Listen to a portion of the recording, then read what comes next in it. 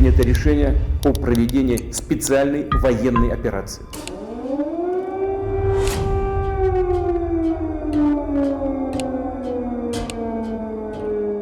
«24 de febrer de 2022. Putin ordena la invasió d'Ucraïna. Des d'aquell dia, quasi 15.000 civils morts, més de 460.000 soldats, gairebé 2 milions entre morts, ferits i desapareguts. I la guerra no s'atura. 5.900.000 ucraïnesos han hagut de marxar. Els que han quedat intenten fer rutina vivint a una guerra i els homes de més de 18 anys no poden sortir del país. Cansat de viure des de fora, he decidit emprendre un viatge de més de 24 hores fins a la ciutat de Kíev. 3 nits en un país en guerra, on viuré aquesta realitat.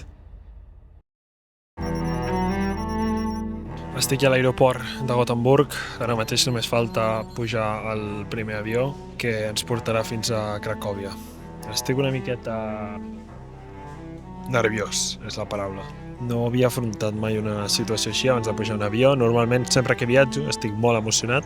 I ara només queden nervis. És una idea la qual vaig tenir fa temps, la qual no m'he repetit de fer, però igualment sé que des del bon punt que arribi a Polònia tot començarà a ser molt, però que molt interessant de veure i a la mateixa vegada els nervis els multiplicaran.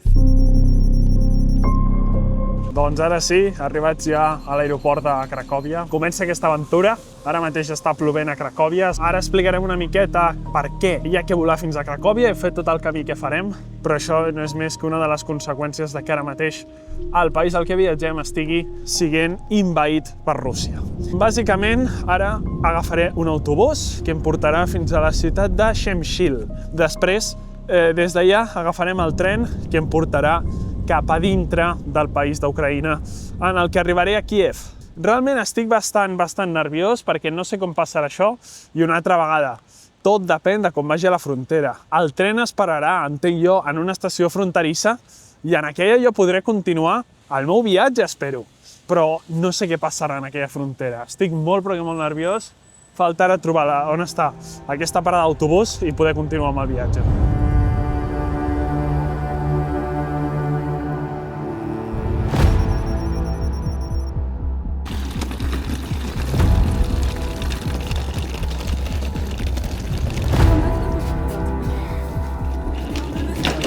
Go for you, I guess. Yeah.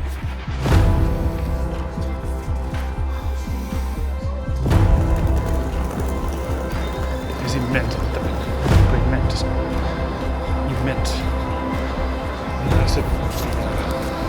Després del bus, estem ja al tren en direcció cap a Kíev. El tren durarà tota la nit fins a arribar a la capital d'Ucraïna. És la meva primera vegada en un país que està sota un conflicte bèl·lic, per tant, ara mateix tinc un mal cos extrem, estic molt nerviós per creuar la frontera i han anat passant diverses coses que m'han deixat un mal cos extrem. Una de les coses més dures que estic afrontant és que quan he pujat a l'autobús i he vist que no hi havia ningú noi de la meva edat, ha sigut una cosa extremadament dura. Llavors, òbviament sé on estan totes les persones que tenen la meva edat ara mateix, si són d'aquest país, i no puc fer més que sentir una profunda tristesa i m'ha trencat l'ànima quan he pujat a l'autobús i m'he donat compte d'una manera visual del que està passant. També la noia que heu vist que m'ajudava des de l'autobús, aquesta noia m'ha estat explicant una història bastant dura. M'explicava com la seva mare treballa als hospitals portant a nens que han sigut pràcticament víctimes d'altres hospitals atacats per drons russos i com els porta. I també m'explicava amb un somriure d'orella a orella que la seva mare ara mateix no vol anar al búnquer quan es tracta d'una alerta aèria. Simplement dorm i s'aixeca esperant que no hagi succeït res.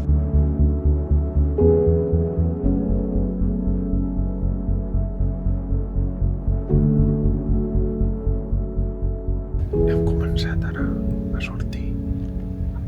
Són les 2:08. Hauríem d'haver començat a sortir molt abans. Veurem com funciona això.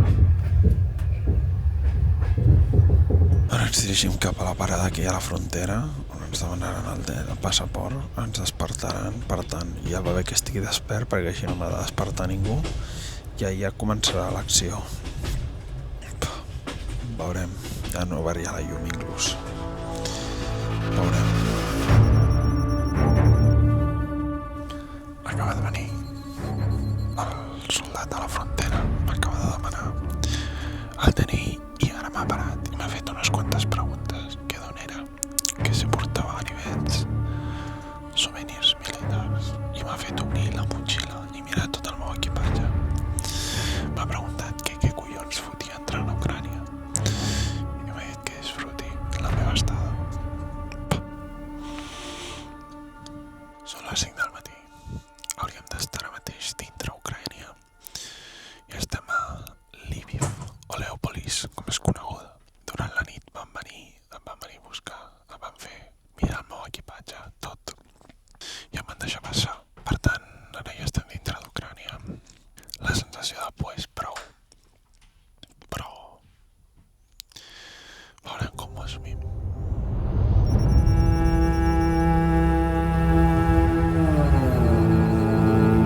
sí, ens apropem ja cap a la ciutat de Kiev. Queden aproximadament una hora per arribar. Hi ha una cosa que m'he donat compte, i quan tu escoltes, no, altra gent que ha anat a cobrir conflictes bèl·lics, altres periodistes, tots solen coincidir en que la guerra fa olor. I recordo ahir per la nit, després de passar la frontera, em sembla una mitja horeta després, començar, crec, a olorar el que ells comenten. I és com una olor barreja entre paper mullat i formigó, et diria. És una cosa rara, però si algú ha experimentat això o experimenta, ho entendrà. Jo no ho he entès fins que ho he olorat. I és una cosa la qual és rara, perquè està com a l'ambient, està com repartida. Llavors és interessant de veure.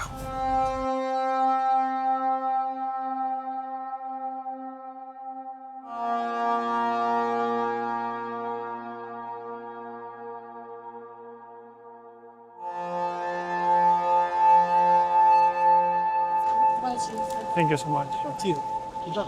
Ara sí. Primeres passes sobre la ciutat de Kiev. Acabo de baixar del tren. La sensació és d'una nerviosisme extrem. Tinc moltes ganes de veure aquesta ciutat. És una ciutat que sempre havia volgut visitar.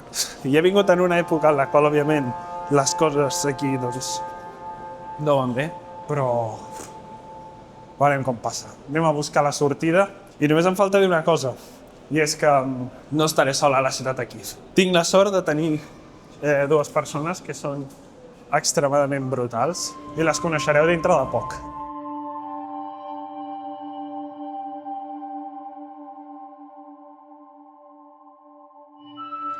Fixa't que la primera cosa que et trobes a arribar no surt a l'estació. Shelter. Això és només el principi de tot el que es ve aquests 3 dies aquí. Estan 3 dies molt durs. Jo no tinc gaires ganes de patir, però és el que hi ha ara mateix. Llavors, ara que hem arribat ja a la ciutat de Kiev, tot el que queda explicar és una miqueta com viu aquesta gent en la seva rutina. Coneixerem a les meves amigues que viuen aquí, les dues són natives d'Ucrània i ens explicaran una miqueta la situació. La idea és que pugueu veure una miqueta cada vegada més com és viure com nosaltres viuríem a Barcelona, com viuríem a qualsevol ciutat de Catalunya sota una guerra. Per tant, ara es venen 3 nits aquí en les que possiblement passin coses. Llavors, ara, ficant-nos en els escenaris possibles de coses que poden passar, una d'elles, i és la més probable, és que hi hagin atacs de drons. Llavors, m'he instal·lat una aplicació en el mòbil en la que tinc els búnkers més propers i m'avisaran el cas que hi hagi una alerta aèria. Veurem què passa.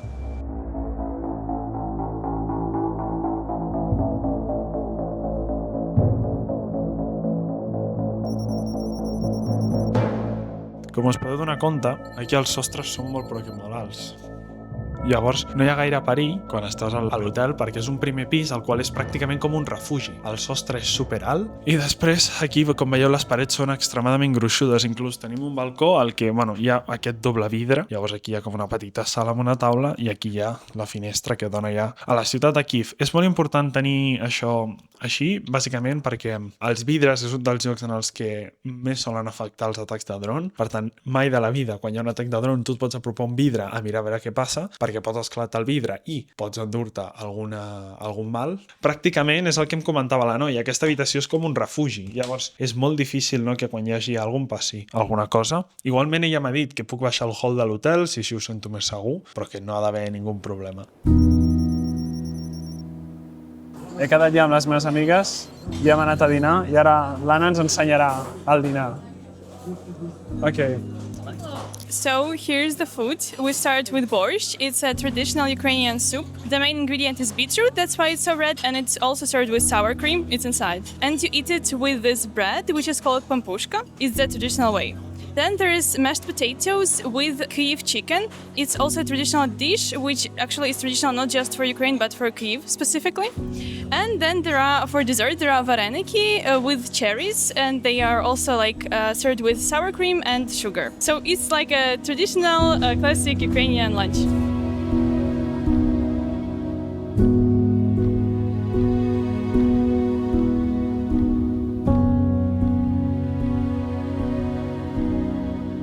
What's that, Tanya? This is a recruiting advertisement, and we have a lot of those, over there as well. Yes, it's basically for you to join the military, and yeah, we have a lot of this. during the last attack, there were like this station was fully in people. You know, the people were even there. Up. Yeah. Because not more people was fitting down. Yeah. Wow. Ara ens trobem a la plaça de la Independència i a darrere meu hi ha tot un cementiri de gent que ha patit durant la guerra una baixa. És un lloc bastant dur en el que apropar-se, en el que pots veure moltíssimes banderes, moltíssimes fotos de gent que ha perdut la vida durant el conflicte. Aquí ens trobem a una de les places més importants, tot de drons, cotxes, que ha sigut destruït pels russos o confiscat dels russos. Impressionant, Causa una sensació extrema de... La veritat que trobar-se enmig de totes aquestes coses i que estiguin al mig d'una ciutat causa una sensació d'un mal cos molt gran. Those are the smaller ones of the drones, you think?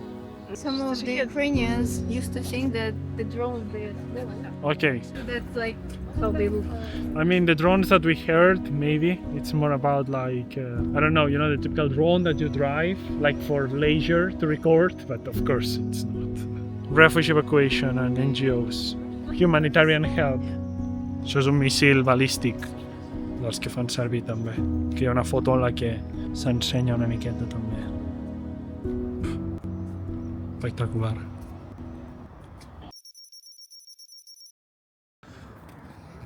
És superinteressant quan et pares a donar compte la rutina un altre cop. La gent passejant pel parc com si no hi hagués res, tocant música, com hem vist aquest pianista abans, la gent prenent fotos, parlant amb els seus amics, sense tenir en compte que aquesta nit segurament, o potser la que ve, o si no l'altra, hi haurà un atac aeri per intentar destruir aquesta ciutat. Llavors és molt difícil entendre com l'esperit d'aquesta gent pot estar tan viu davant d'una situació tan complicada. Estava quedant dormit i acaba de saltar l'alarma de míssils antiaeris. Estic baixant al hall de l'hotel.